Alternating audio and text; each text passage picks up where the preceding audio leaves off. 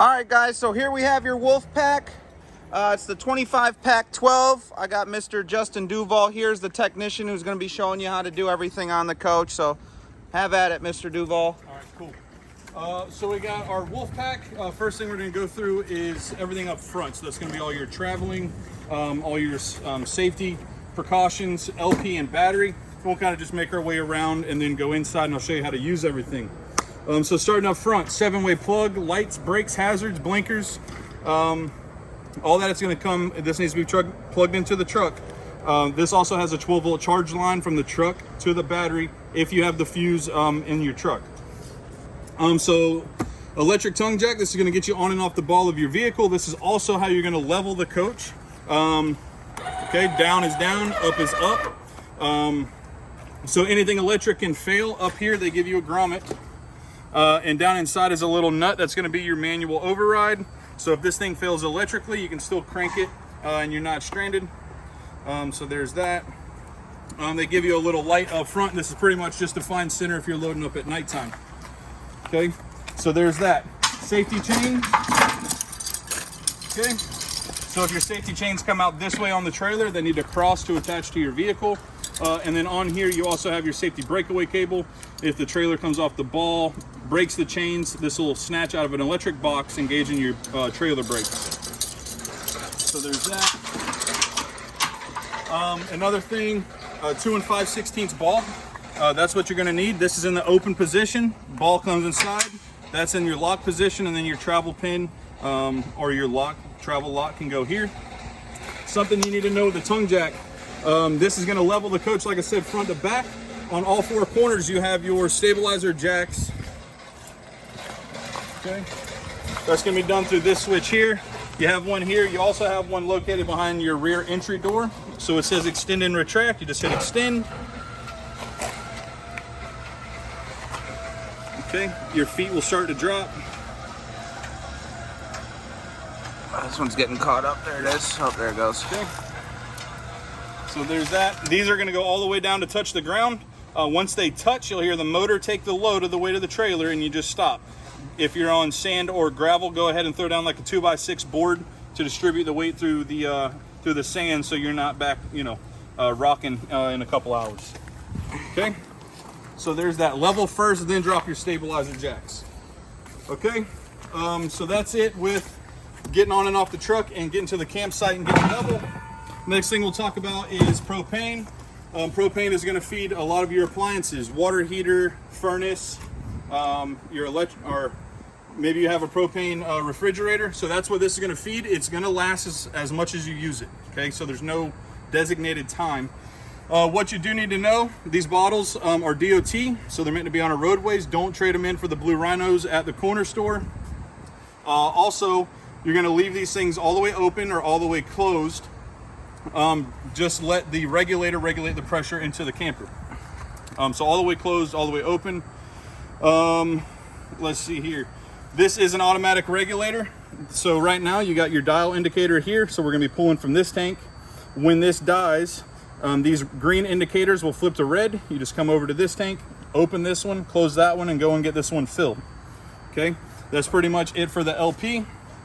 Back here you have a 27 series deep cycle marine battery. It is serviceable. There's 2 caps underneath this lid where you can put distilled water if it dries out. Of course, wearing safety protection. Couple ways of charging the battery is through the 7-way plug up front, and then your, let's see here, is it 50 amp? Your 30 amp cord from the rear. Now on shore power, you have a converter charger that supplies the camper with power and then charges the battery in return. So you're charging even as you can. Okay, so that's it there. Okay, got your short power cord here and your plug. This is generator ready. So you run your 12-volt power. Here's your plug, goes right into an Onan generator. Okay, so there's that. You have a slide out. So the number one thing you need to worry about is your slide seals. They are rubber, so they'll dry rot. You want to put, we use 3X Chemistry Seal Saver. You spray the seal, you spray the D-bulb, and then you're also going to spray the side of the camper. When you do that, when you spray all your seals, you run the camper or the slide out in and out twice, and that also hits the back side of the seal so you don't dry rot from the outside or from the inside out. And then spraying the sidewall also reduces a lot of friction on your slide seals so they don't like grip and tug, and then you end up just ripping the seal. So very important that you condition your seals. Okay. All right, talking about getting water into your camper, there's a couple ways of doing that. You have these two outlets here labeled freshwater, city water. City water is if you have a hose available. This screen needs to be in there no matter what. That's just going to stop a lot of spray from coming out from the outlet. Water hose goes in there, you turn it on, unlimited water the whole time you camp. If you're going out into the middle of a field, you can put a water hose here, fill a tank, and use a water pump to bring it up inside to all your showers and spigots. That blue cord that was up in the generator box, that's going to be for your quick connect spray port. And then you also have a black tank flush, which we'll get to here in a minute. So we've gotten water into the camper. We're taking showers and all that good stuff now. All that water is going into tanks underneath your floor, which is going to come out of this spout here. It's just a 3-inch spout. Let's see here. You got your gray, and then I think your black is up here. So this here is going to be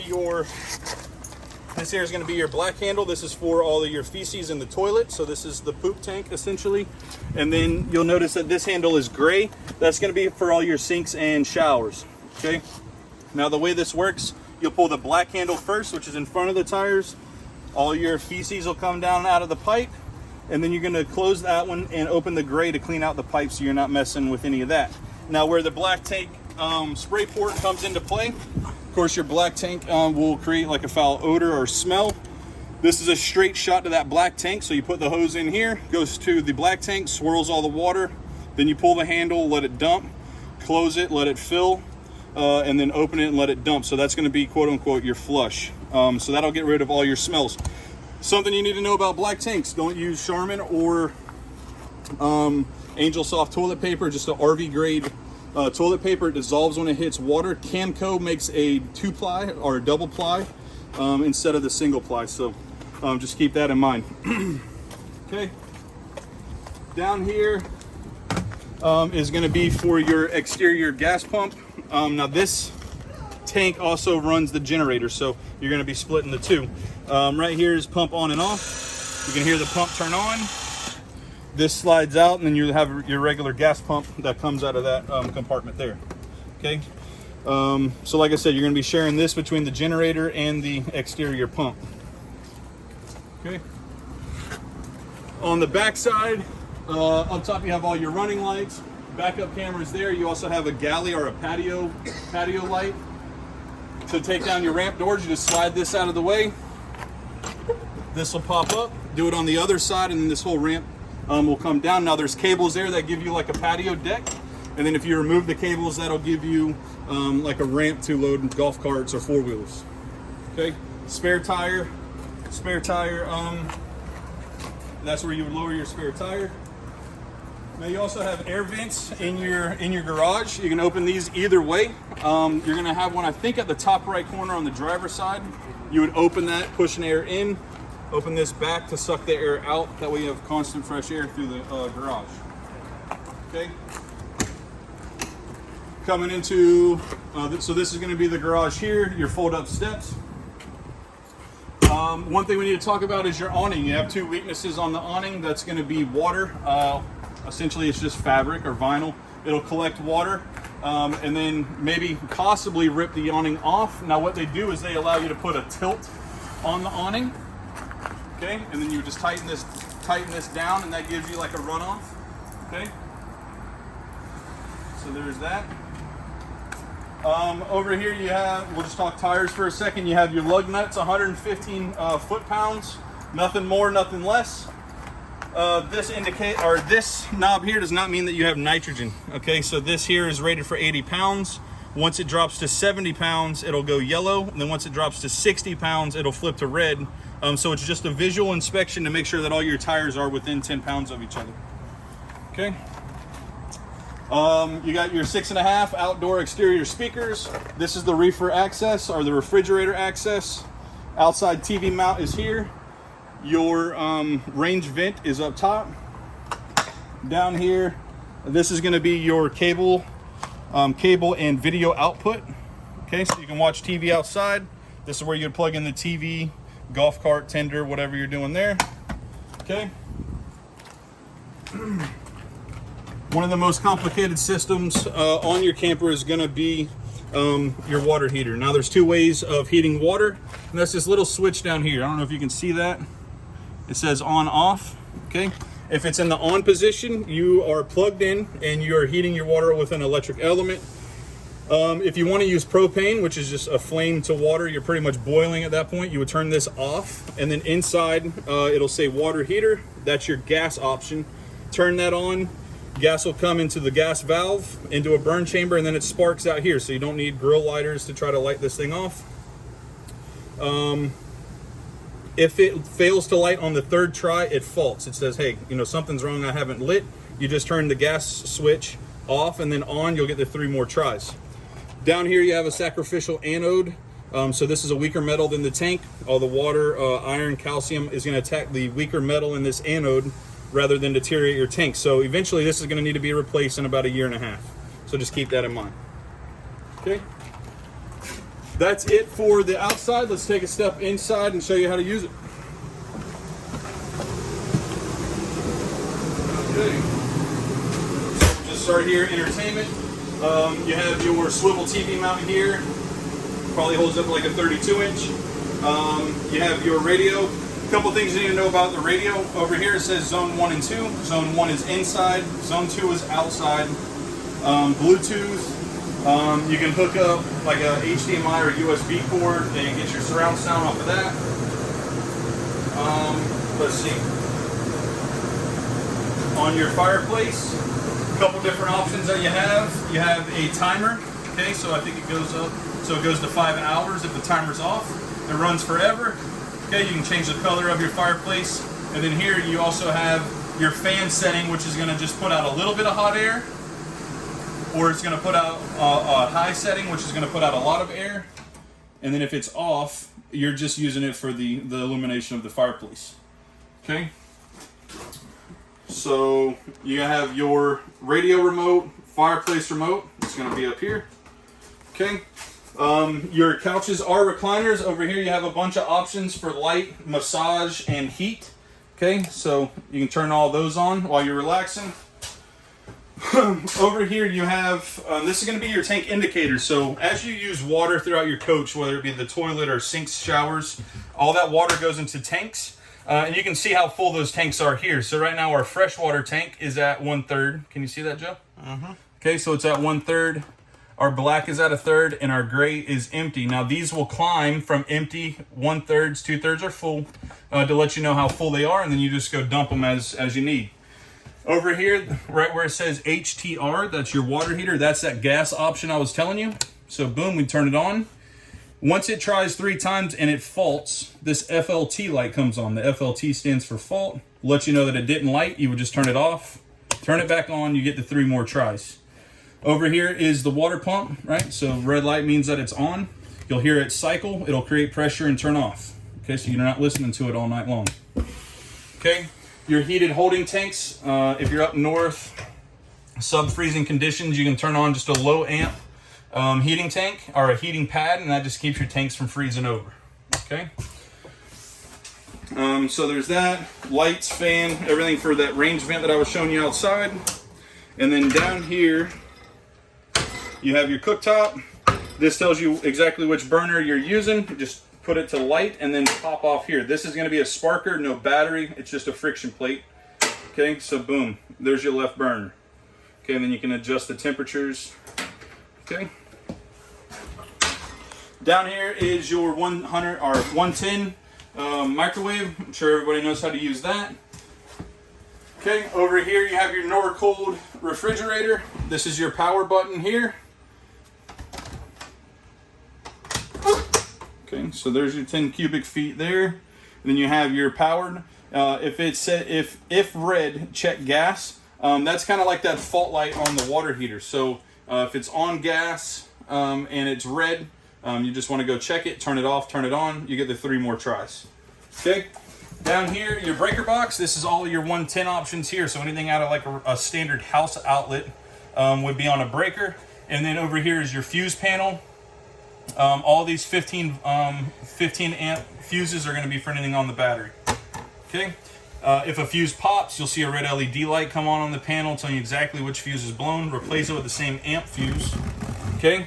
And then over here you have your battery disconnect. Okay. So green is on, off, or red is off. Okay.